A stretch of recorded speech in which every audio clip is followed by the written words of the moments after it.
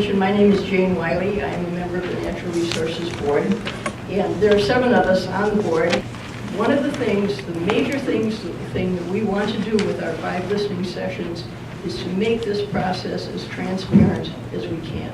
And I think we're off to a good start. I think if you've had a chance to talk with the DNR staff and you have your maps of the particular parks and the areas that you're interested in, you can see that the staff did an amazing amount of work in a very small amount of time.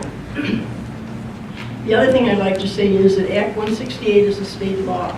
In other words, as much as you might like to say, we don't like this idea at all, don't do it, it's not going to make any difference. It's a state law, and obviously DNR and the Natural Resources Board must implement state laws. And so please don't shoot messengers, because if you're concerned about this as a state law, the people you need to talk to are your legislators. We want to do what we can to make this law that we must in fact implement as useful and as good as we can possibly make it for all the users of state parks in the state of Wisconsin. We're committed to hearing what you have to say, and we've got a staff member over here who's taking copious notes on this, and of course, as board members, we're going to be listening. And in all 5 of our board sessions, we are going to have at least 2 Natural Resources Board members present, and some we will probably have at least 1 or 2 more. So we're doing as much as we can so that we can get a reasonable law, reasonable rules for the law enacted when this takes place, again, by state law on the 1st of January of 2013.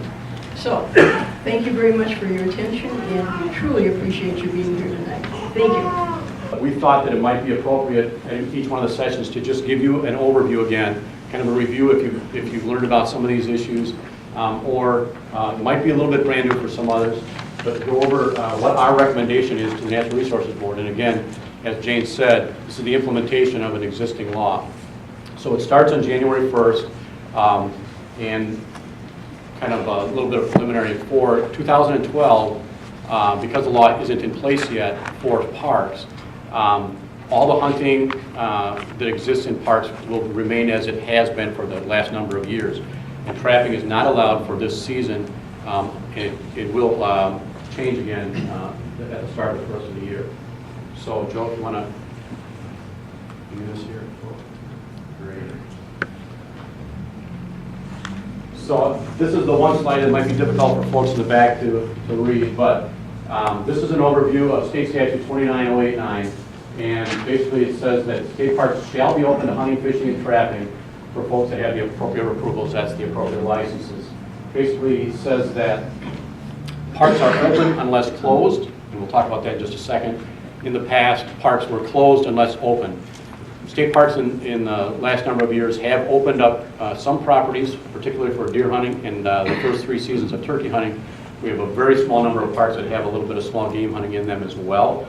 Those were opened up by administrative rule. There was a couple of types of hunting that were not allowed in state parks, and trapping, as I mentioned before, was not allowed before. So parks are open unless closed, and so our task as a department was to turn around, analyze parks. How can we offer these type of activities without impinging on the activities of the other users in state parks? And so we asked for, and the legislature saw fit to allow the department to consider closing designated use areas. I'll get into that in a little bit. Within 100 yards of a designated use area. The Natural Resources Board, who are our policy approvers, have more authority than that. They can close a portion or all of a state park for one of 2 reasons, either to protect a unique plant or animal community or for the protection of public safety. So first we wanted to kind of ground you that what is a state park? The Wisconsin State Park System isn't just state parks. We have other state park other properties in the system. This law pertains to what are state parks, and those are our named state parks like Devil's Lake and Council Grounds and those types of properties. Named state trails that are state-owned, basically. The Ice Age National Scenic Trail, state Ice Age Trail areas, which are state-owned properties. The Ice Age Trail Alliance, which is a nonprofit volunteer group, has some real estate property, both easements and ownership as well as the National Park Service has one property. Those properties are not included in this law, but state-owned property that were purchased for state ice trail areas, our state parks, they were included. We have a small number of properties in the North Country Scenic Trail, which is in the northern third of the state as well. What is not included in our part of our systems are state recreation area, natural areas, and southern state forests, wildlife areas, which we have a couple of those. They're not in our program, but some of them are attached to our state park. Those are not included either. Give you just a real quick overview of what is a designated use area. It sort of is that common sense. Those areas, those facilities in state parks that were built to welcome visitors for a variety of recreational experiences. So these are pictures at different parts of some variety of designated use areas. Towers, campsites, marinas, horse trails, designated horse trails that are developed and maintained for that are examples. We have a variety of other things like bike trails and some of our use area, our offices where the public is invited in for our entrance stations, picnic areas, those kinds of things. Real quick overview. This is how the recreation managers in the state park system manage use. And we have a sort of variety of options here. We can manage by separation of activities by time, sometimes by location. And we've done that in the past. We don't have often like mountain bikes, trails on top of horseshoes. This is the sort of the overview of the department's recommendation. For the most part, the system is asking, going to ask the Natural Resources Board, again, depending on your comments and others at public listening sessions, to consider closing all the state parks from the Friday before Memorial Day through October 14th. And we're very specific in picking those times. As you know, that the Memorial Day for most of us is to kick off to the summer. It's actually one of our very busiest times in the park year. The summer is very busy as well. But that holiday weekend sort of kicks it off. We have a lot of youth in the early part of the fall because of fall color, a lot of race events out in our trails, those kinds of things. And this date was picked after Columbus Day weekend, which is sort of the peak of fall color and the peak of our fall use for many of our properties. So we're suggesting in our recommendation, again, dependent on comments, that from October 15th through that portion of the winter and spring up until the Thursday before Memorial Day, that be open for hunting and trapping in the areas of the park that we'll go through that we are recommending to be open. As it relates to daily hours, state parks have always been closed from 11 p.m. until 6 a.m. The only people that can be in a state park during that time are registered campers and people that come in for fishing prior to 11 o'clock. They can stay as long as they like if they're actively fishing.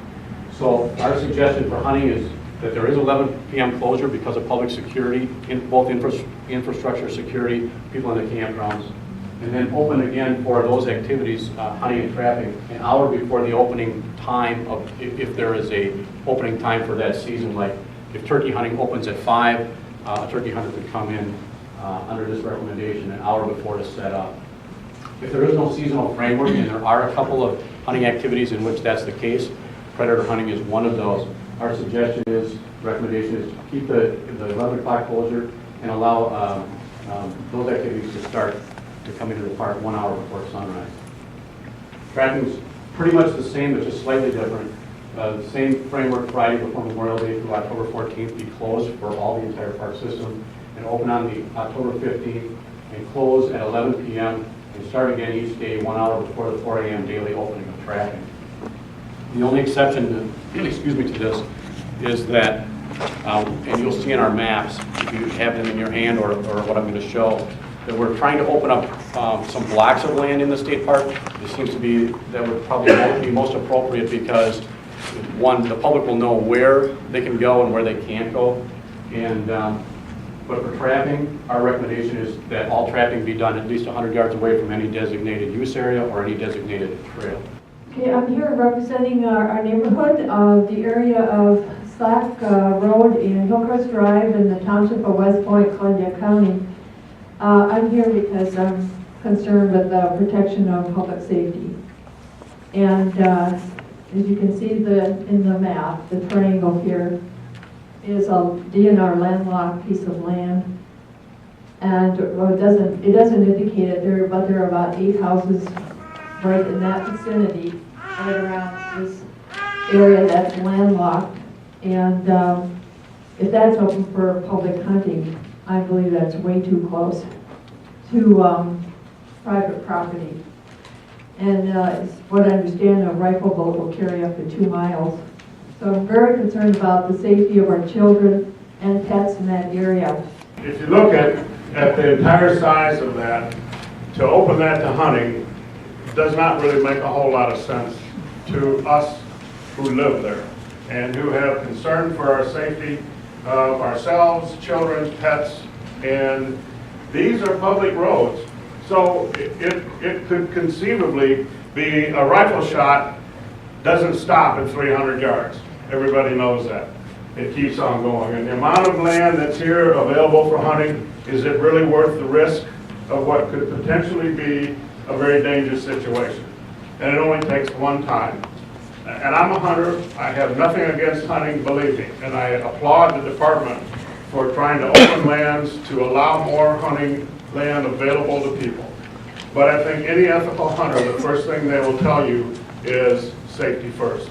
And this, to us, is really not safety first. There are 3 residences right here.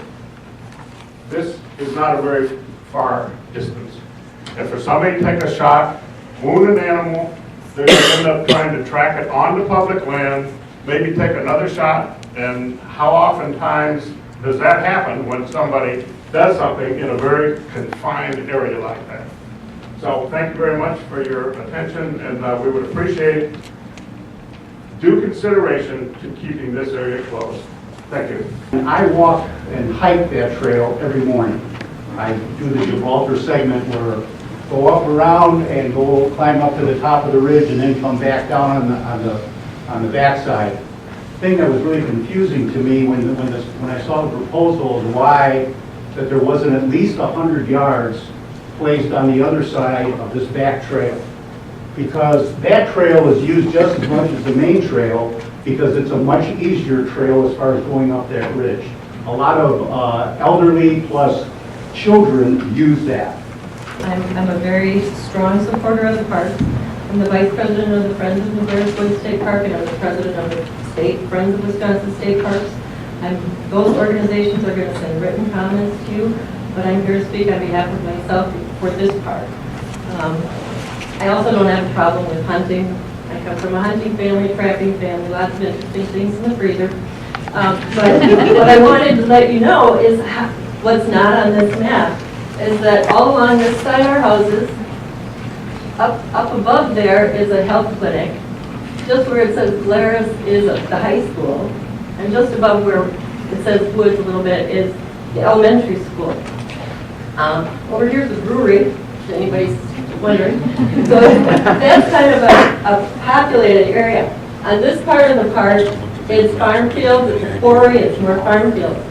What I would like to see is the northern part, what's north of County NN, close to hunting, because this bison trail is one of the most heavily used trails in the park. People connect from that, from where the health clinic is, and take their daily walks and hikes and snowshoes. And the cross-country team runs through there and runs on the Haven Ridge Trail. So that's very heavily used part. The south part is not, and the south part is south-facing. As a safety concern, there's really good backdrops for hunting that way that wouldn't involve any of the heavily used areas. So I know whoever put the map together didn't really consult with the Friends groups, but that's kind of where we see the heavy use and where we would like to see it closed. Where is the hospital? It's a health clinic, and it's just right, this is County Highway H at the top, and it's right on the other side of that. Oh, I see. And there's a walking trail from the village, because that's village boundary, right at that highway. So it adjoins the village boundary. And, yeah, thank you. Right here is Highway H, and the village is the boundaries right there. And there's a walking trail, so people walk through town and then connect up here and take the bison trail. And we work really hard to make that accessible for people. We have a self-guided interpretive trail, we have signs, we have kiosks here. We want people to come there. We've invited the schools to come there, incorporated into their curriculum. And so we worry that people won't come. And it would be very easy for people coming from Illinois, who come here, to know south of this highway is hunting and north is not.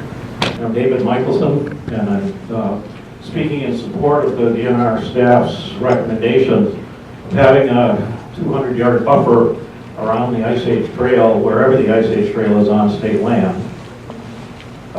As a member of the Ice Age Trail Alliance Board, and as an author of a book on the geology of the Ice Age Trail, I've been on lots of the Ice Age Trail around the state, and I think it's important that the board recognize that that's a very important aspect of recreation in the state. I agree that hunting and well, hunting especially, but trapping also, is an important form of recreation.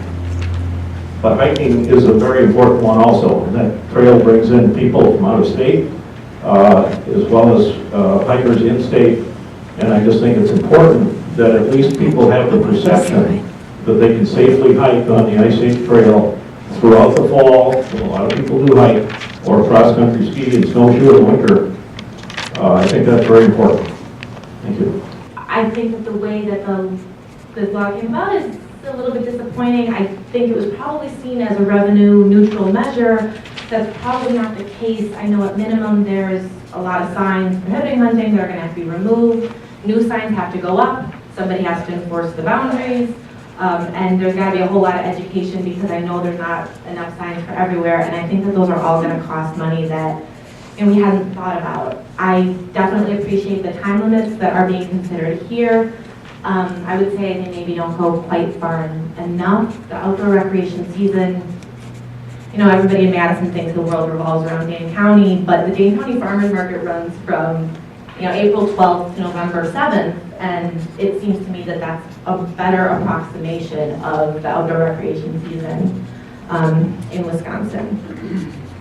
There are, I'm not familiar with all of Wisconsin state parks, and I imagine that some are more appropriate for hunting than others. The two parks that are sort of nearest and dearest to me are Devil's Lake State Park and Rock Island State Park. And I think that both of those are sort of inappropriate examples of hunting territory. I have an 8-month-old son who has been to Devil's Lake every month of his life, and we'd like to continue that until he's 30 or 40 years old. And unfortunately, the sort of winter coverall we received as a gift is a little caribou outfit. Now I'm wishing it had been maybe a pumpkin outfit if we're going to be walking around in areas that are. But I know a lot of people here are here to speak about Devil's Lake. Rock Island State Park is it's a small island. It's a beautiful area. The hike around the perimeter of the island is 6 miles. So I've only come to learn about rifle distances in the last half an hour, but it seems to me as though a rifle shot could go clear across the entire island. The trails crisscross the island, and every time I'm there, I see little kids sort of running around alone because it is such a small park.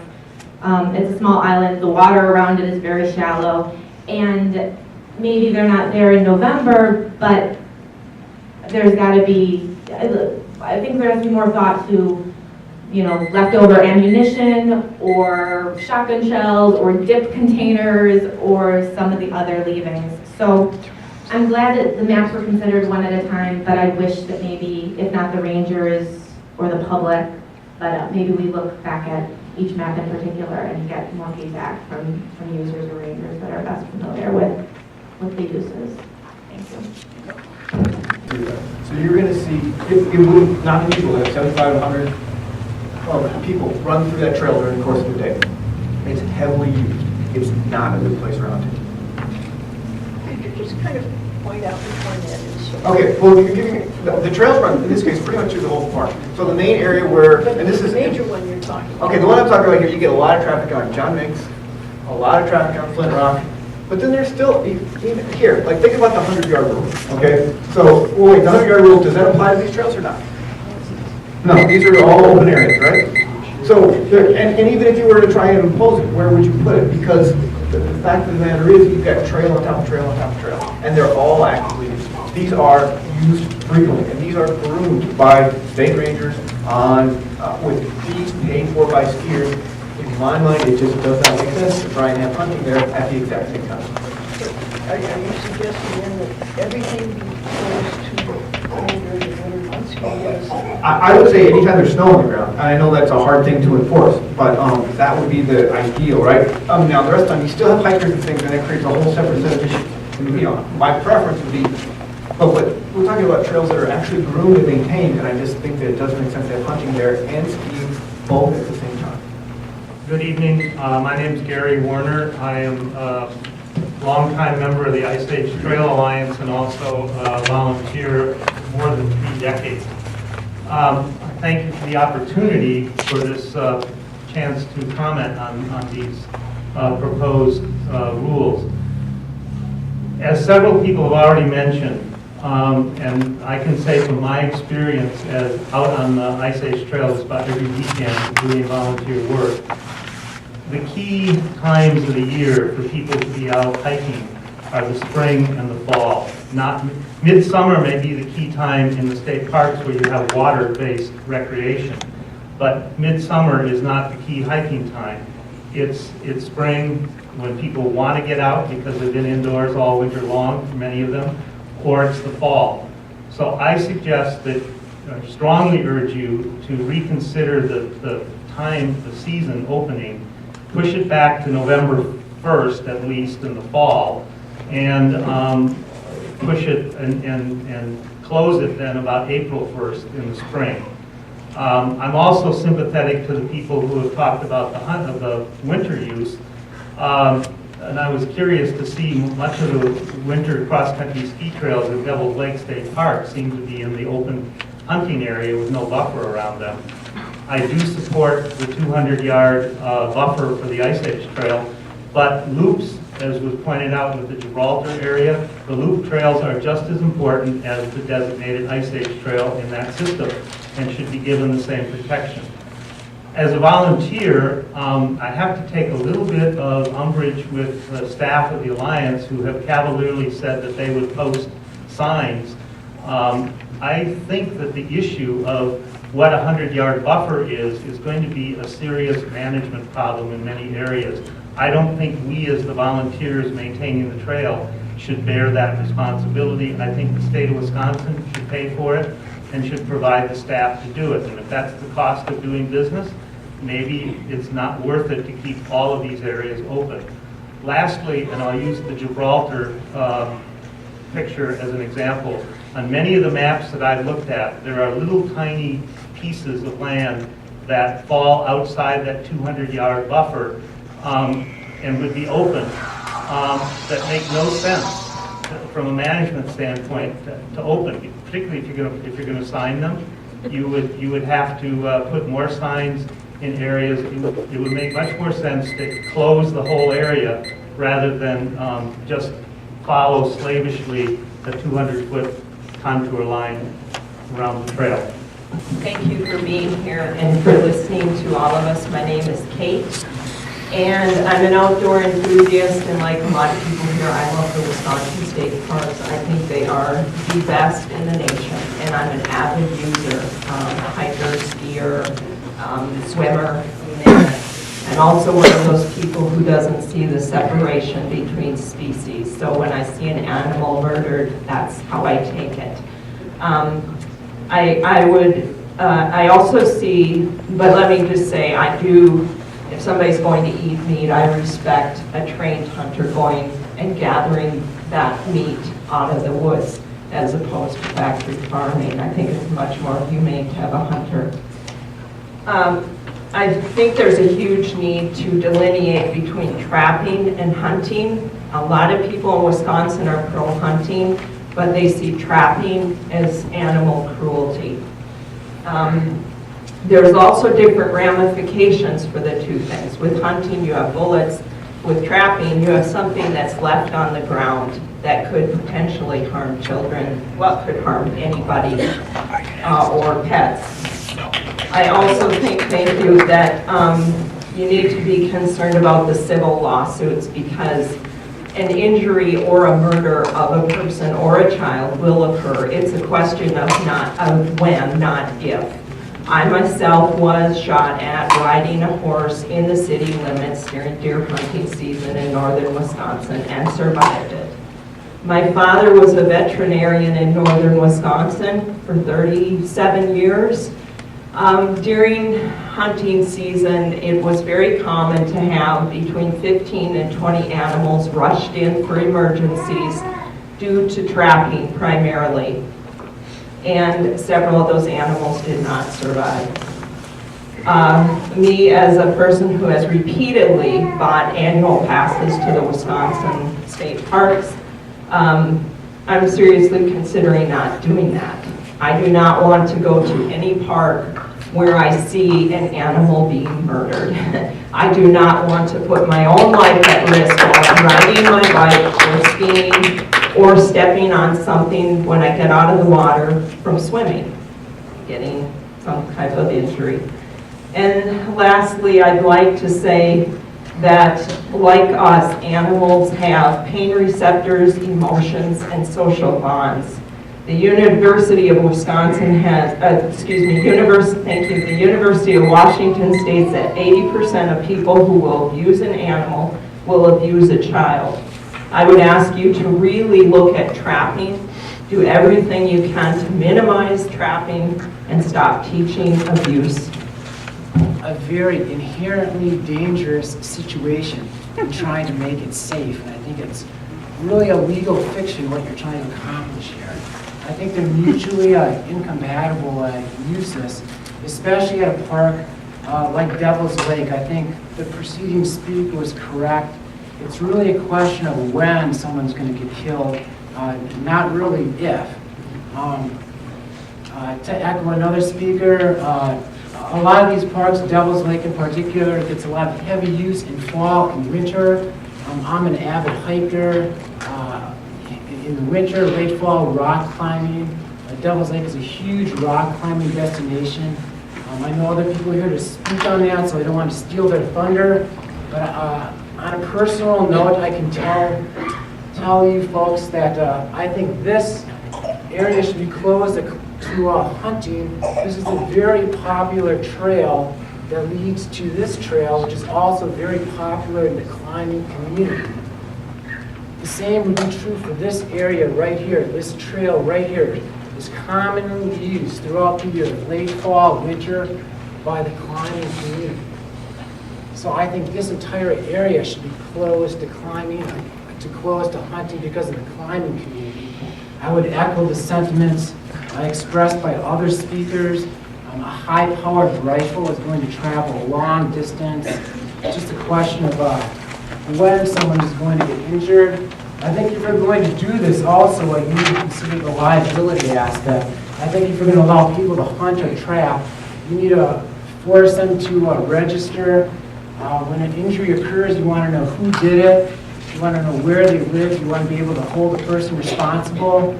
When you get caught in a trap, if a person's allowed to set a trap, you should require them to put some sort of tag on the trap so you know who they are, where they live, what their phone number is. It can't just be a trap just sitting there. The same thing for hunters. I think, especially at Devil's Lake, they should register at the office. You want to know who they are, their address, a contact.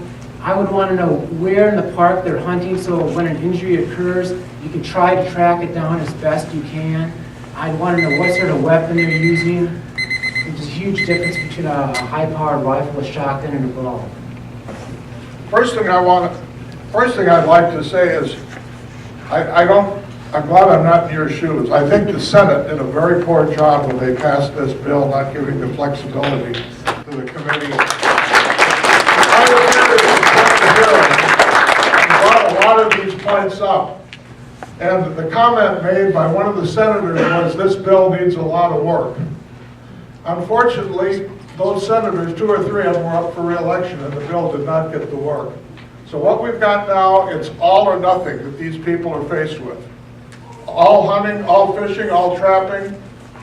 They can't distinguish between rifle hunting and bow hunting, and they've got a bucket of worms. And I think that it's just a damn shame. Now, that being said, the area that I live in is, I don't know how to, is right here. This area, there is a home. There is a home. This is commercial. This is a jelly factory, Slacks, Gems, and Jellies. Right here, my neighbor lives. His swimming pool is 50 feet from the edge of this area. This is a commercial subdivision. This is all the commercial single-family homes. I have a petition that's been filed with the DNR board of 60 of the family members, all people that live in the area, asking that this not be open for hunting for public safety. I've hunted in Alaska 11 trips. I've hunted in South America. I have a great trophy room. There's a time and a place for everything. I have 2 beautiful black Labradors. Right here is my mailbox. This is my private road to my house. Right here we can set a trap 60 feet from my mailbox. My neighbor cannot let his dog out the front door because there can be traps set within 40 yards of his back door. This is insane. Now, let's take it a step further. This property is being used extensively, much more than what I would have thought. We see school buses come into the parking lot with children. Generally, the trail that's used is this one because it's much gentler. This is also a road which has to be left in for fire protection. If we take and put a 200-yard or a 100-yard buffer right along here, there's almost nothing left. We have a 300-foot barrier for rifle hunting. There's another home. This is zoned residential, which is going to be put right here. All of this is, there's houses all along this road. The only spot that can be left open is here and a little bit up here. This piece of property should be closed to hunting at this point in time. I'm a hunter. I've been fighting this battle for a long time, and if the board had more flexibility, I think there would be other solutions. But this is used by people with their dogs. They go in here on skis, cross-country skis. I was in here with my 2 labs on Christmas Eve, and there were people hiking the trail on Christmas Eve. If we open this to trapping, the first thing that's going to get trapped is somebody's dog. It doesn't make sense. If you people had the flexibility, I think we could make some other suggestions. I've left a written proposal and a copy of the petition. I filed it with the DNR board, and I gave Preston a copy with a written letter. And again, all the people that have signed this petition are people that own property adjoining this. Again, this will go on.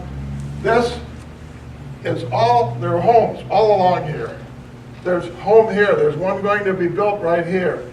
There are 20 or 30 homes here. There are homes up in here. There's another subdivision here. I mean, this is a rural residential area, and it doesn't lead itself. This trail has to be included. And if it's included and we put the buffer, there's nothing left. It's just nothing there. Thank you again. I appreciate your time. Echoing previous speakers, I'm Greg Ferguson, speaking for myself, hiker, biker, snowshoer, skier. I think we're dealing with a bad law. I don't envy the people up here. Thank you for listening to us. Opposed to opening areas that are currently used by many other Wisconsin state residents to hunting. I think if we do open a lot of these places that we've talked about and we're going to talk about, we're going to drive other park users out of the park. So instead of having hikers or cross-country skiers on the Pleasure Valley Trail, and instead of having snowshoers on the Overload Trail, you might have hunters and trappers. So I don't view that as a win-win. I view that as a loss and maybe a gain for a hunter or two. But I would please ask that you do not allow hunting in Blue Mountain State Park, and in particular in this area here. And of course the groomed Nordic Trail that goes along this section here. You've got a groomed Nordic Trail right through here. You've got a mountain bike trail through here. I was mountain biking yesterday. It's certainly after October 15th, and I intend to continue mountain biking until the snow flies. And then I'll probably be snowshoeing on this trail right here. So mountain biking for now, hiking for now, and then when the snow flies, I plan to be skiing there, plan to be snowshoeing there. If there's hunting there, I will not be going there. I don't know if I'll buy a state pass, because if that is taken away, that kind of place, this kind of place over here, I guess I'll be going to the UP more often. So I'd rather stay here, I'd rather stay in Wisconsin. I'd rather spend my money in Mount Horeb after snowshoeing than going to Michigan and spending my money there. So please do not open places like this in particular, and ones that other people have enumerated. And if you do open areas, please certainly don't do it as early as October 15th, do it later. November 15th would be the earliest I would ask. And certainly, I'm hiking and biking before the end of May. So certainly the ending period too is far too long as far as I'm concerned. So please also make sure. Thank you. My name is George Meyer, Madison, Wisconsin, Executive Director of the Wisconsin Wildlife Federation, and we appreciate this opportunity to be here tonight.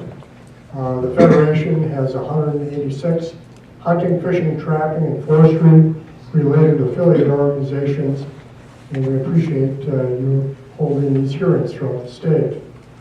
The Department of Natural Resources Board has been given a very difficult assignment by the legislature to implement the requirements of Act 168 regarding hunting, fishing, and trapping in state parks and along state and federal trails.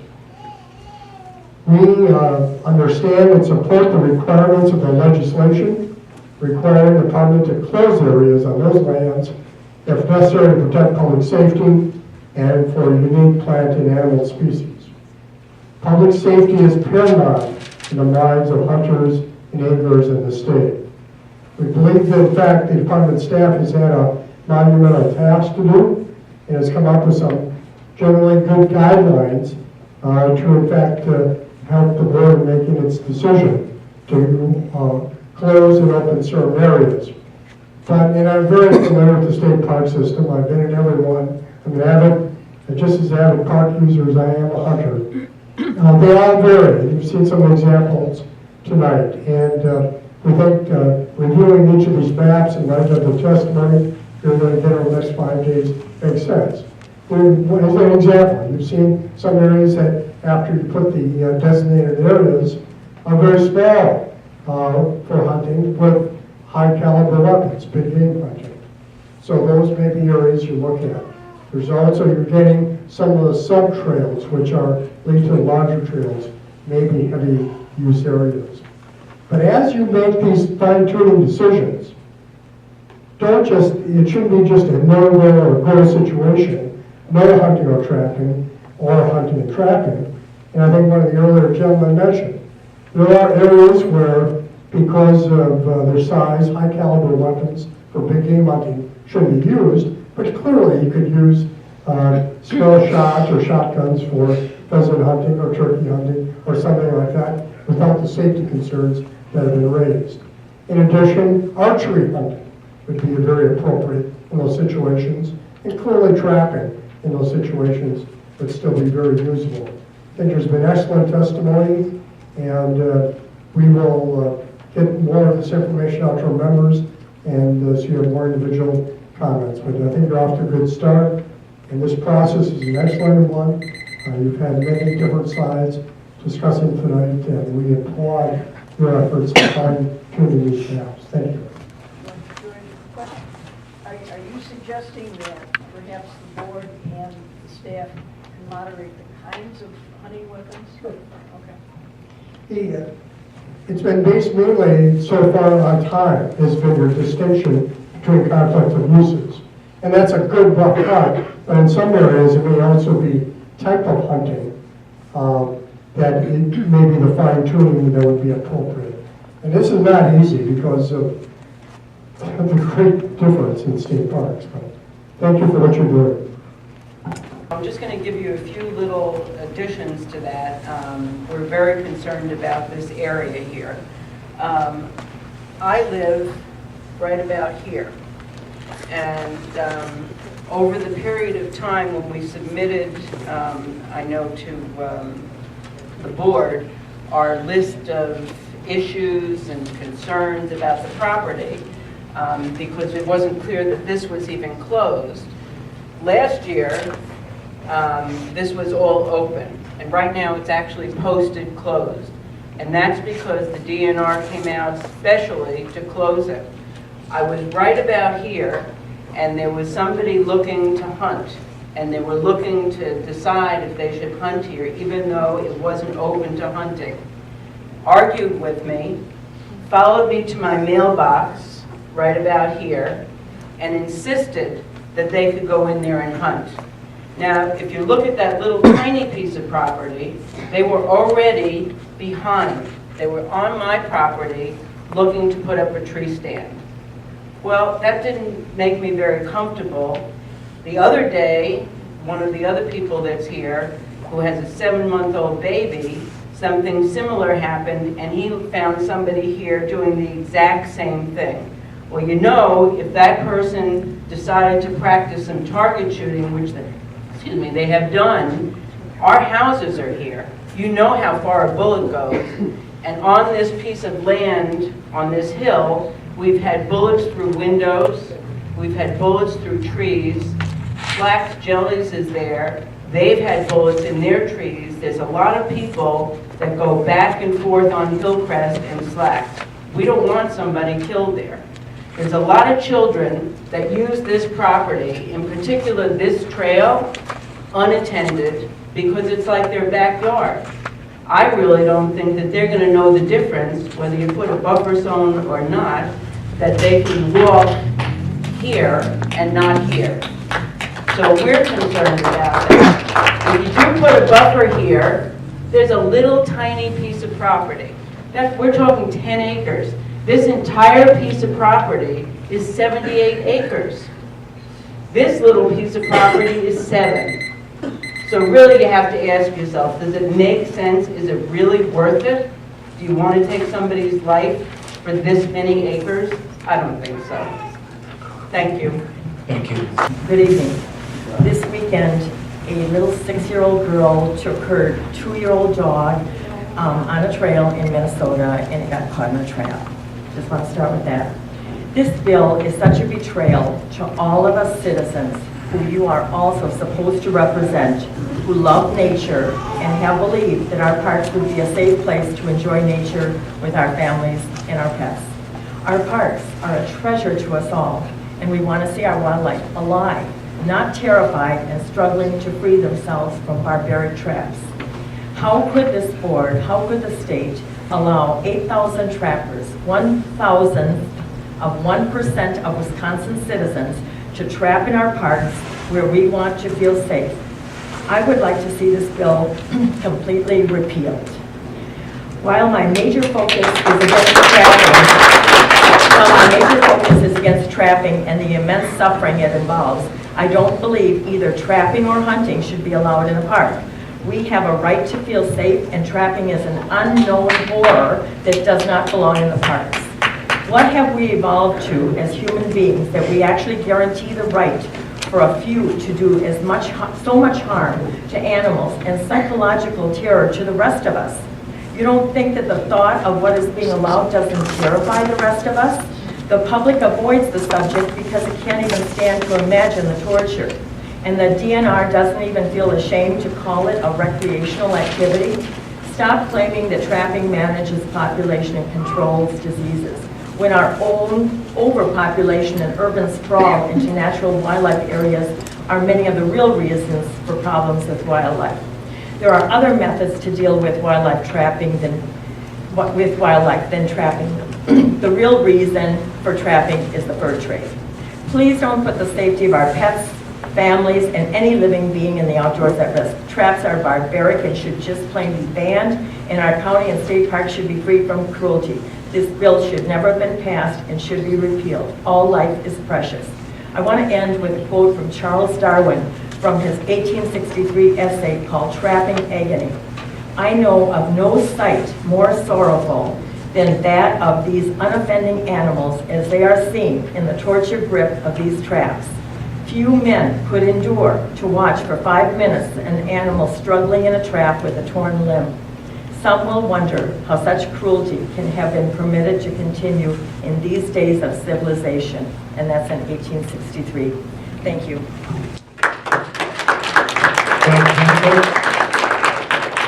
The separation of activities by time, sometimes by location. And we've done that in the past. We don't have often like mountain bikes, trails on top of horseshoes. This is the sort of the overview of the department's recommendation. For the most part, the system is asking, going to ask the Natural Resources Board, again, depending on your comments and others at public listening sessions, to consider closing all the state parks from the Friday before Memorial Day through October 14th. And we're very specific in picking those times. As you know, that the Memorial Day for most of us is the kickoff to the summer. It's actually one of our very busiest times in the park year. The summer is very busy as well, but that holiday weekend sort of kicks it off. We have a lot of youth in the early part of the fall because of fall color, a lot of race events out in our trails, those kinds of things. And this date was picked after Columbus Day weekend, which is sort of the peak of fall color and the peak of our fall use for many of our properties. So we're suggesting in our recommendation, again, depending on comments, that from October 15th through that portion of the winter and spring up until the Thursday before Memorial Day, that be open for hunting and trapping in the areas of the park that we'll go through that we are recommending to be open. As it relates to daily hours, state parks have always been closed from 11 p.m. until 6 a.m. The only people that can be in a state park during that time. Board members, we're going to be listening. And in all 5 of our board sessions, we are going to have at least 2 Natural Resources Board members present. And some we will probably have at least 1 or 2 more. So we're doing as much as we can so that we can get a reasonable law, reasonable rules for the law enacted when this takes place, again, by state law on the 1st of January of 2013. So, thank you very much for your attention, and we truly appreciate you being here tonight. Thank you. We thought that it might be appropriate in each one of the sessions to just give you an overview again, kind of a review if you've learned about some of these issues, or it might be a little bit brand new for some others, but go over what our recommendation is to the Natural Resources Board. And again, as Jane said, this is the implementation of an existing law. So it starts on January 1st, and kind of a little bit of preliminary for 2012, because the law isn't in place yet for parks, all the hunting that exists in parks will remain as it has been for the last number of years.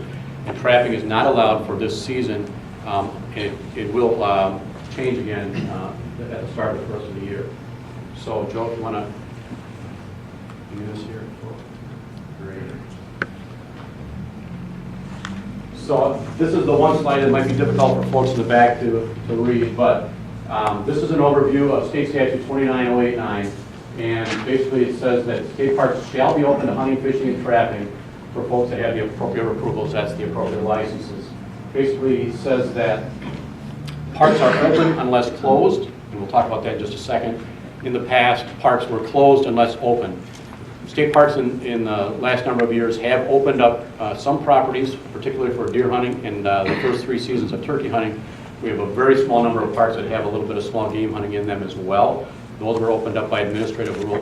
There was a couple of types of hunting that were not allowed in state parks, and trapping, as I mentioned before, was not allowed before.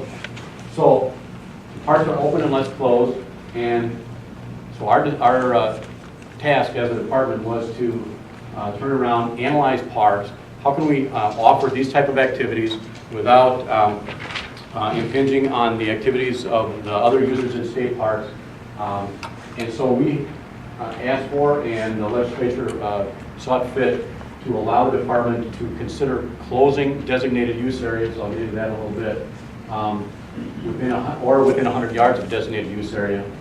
The Natural Resources Board, who are our policy approvers, have more authority than that. They can close a portion or all of a state park for for one of two reasons, either to protect a unique plant or animal community or for the protection of public safety.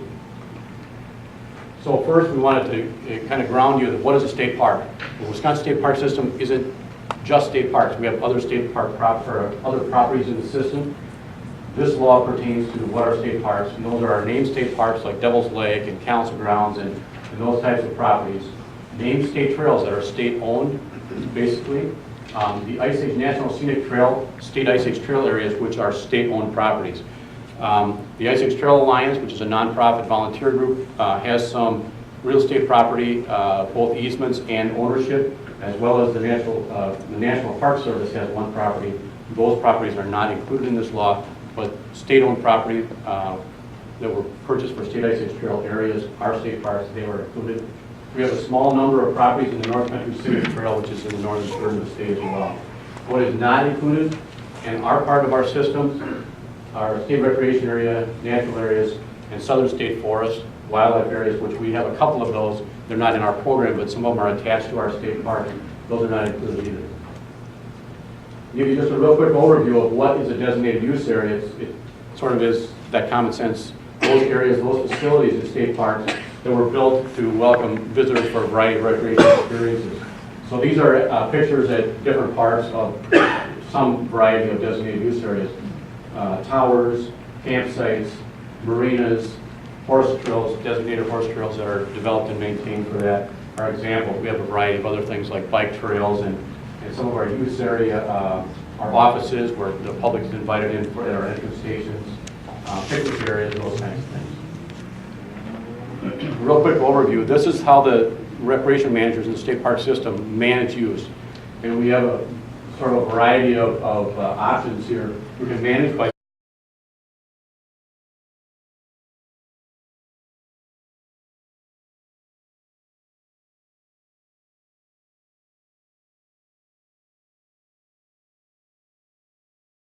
My name is Jane Wiley. I'm a member of the Natural Resources Board, and there are 7 of us on the board. One of the things, the major thing that we want to do with our 5 listening sessions is to make this process as transparent as we can. And I think we're off to a good start. I think if you've had a chance to talk with the DNR staff and you have your maps of the particular parks and areas that you're interested in, you can see that the staff did an amazing amount of work in a very small amount of time. The other thing I'd like to say is that Act 168 is a state law. In other words, as much as you might like to say, we don't like this idea at all, don't do it, it's not going to make any difference. It's a state law, and obviously DNR and the Natural Resources Board must implement state laws. And so please don't shoot the messengers, because if you're concerned about this as a state law, the people you need to talk to are your legislators. We want to do what we can to make this law that we must in fact implement as useful and as good as we can possibly make it for all the users of state parks in the state of Wisconsin. We're committed to hearing what you have to say, and we've got a staff member over here who's taking copious notes on this, and of course, there's